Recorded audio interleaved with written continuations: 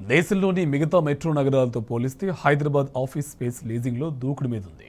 Hyderabad office space నిర్మాణంలో, లీజింగ్లో రారాజుగా వెలుగొందుతుంది. ప్రపంచంలోని ప్రముఖ ఐటీ కంపెనీలన్నీ తమ కార్యాలయాలను హైదరాబాద్లో నెలకొల్పుతుండటంతో ఇక్కడ కార్యాలయ భవనాలకు మంచి డిమాండ్ ఏర్పడింది. 2023లో జరిగిన ఆఫీస్ స్పేస్ లీజింగ్ వృద్ధిలో హైదరాబాద్ రెండో స్థానంలో ఉన్నట్టు ప్రముఖ real estate consultant Knight Frank India తెలిపింది.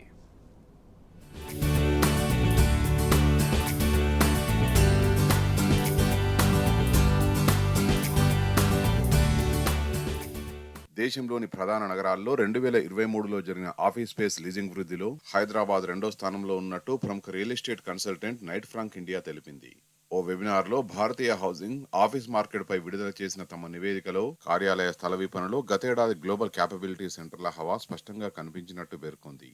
అంతర్జాతీయంగా ఆర్థిక అనిశ్చితి, భౌగోళిక, రాజకీయ ఆందోళనకర పరిస్థితులున్న హైదరాబాద్ సహా దేశంలోని 8 ప్రధాన నగరాల్లో 2022తో పోల్చితే 2023లో ఆఫీస్ స్పేస్ కు డిమాండ్ 15% పెరిగి 59.6 మిలియన్ చదరపు అడుగులకు చేరినట్టు నైట్ ఫ్రాంక్ వివరించింది.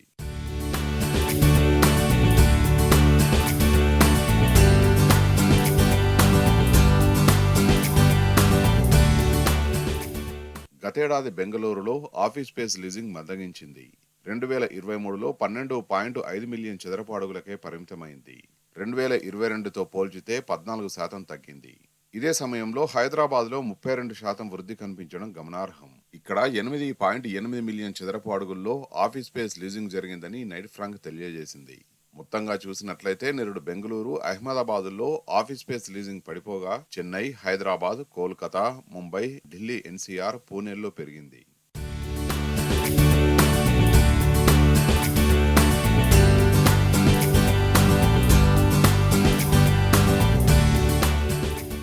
దేశీయ ఆఫీస్ స్పేస్ లీజింగ్ లో జీసీసీల హవా స్పష్టంగా కనిపిస్తున్నది. 2023లో 20.8 మిలియన్ చదరపు అడుగుల కార్యాలయ స్థలాన్ని జీసీసీలు తీసుకున్నాయి. 2022తో పోల్చితే 58% పెరగడం గమనార్హం. చెన్నై తర్వాత హైదరాబాద్ ఆఫీస్ స్పేస్ పైనే జీసీసీ కంపెనీలు మక్కువ చూపాయని Knight Frank India director Joseph Tilak తెలిపారు.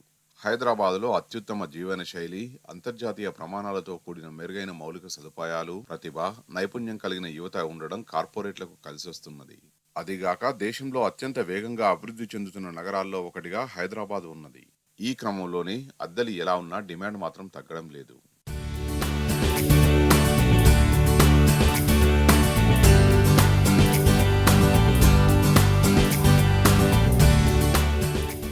అటు గత ఏడాది కాలంలో హైదరాబాద్లో 32,880 యూనిట్ల ఇండ్లు అమ్ముడయ్యాయని నైట్ ఫ్రాంక్ తెలిపింది. ఇందులో మధ్యతరగతి ఇండ్లు, సరసమైన ధరల్లో ఉండే గృహాల కంటే అధిక బడ్జెట్ కూడిన ఇండ్ల క్రయ విక్రయాలు ఎక్కువగా ఉన్నాయని పేర్కొన్నది.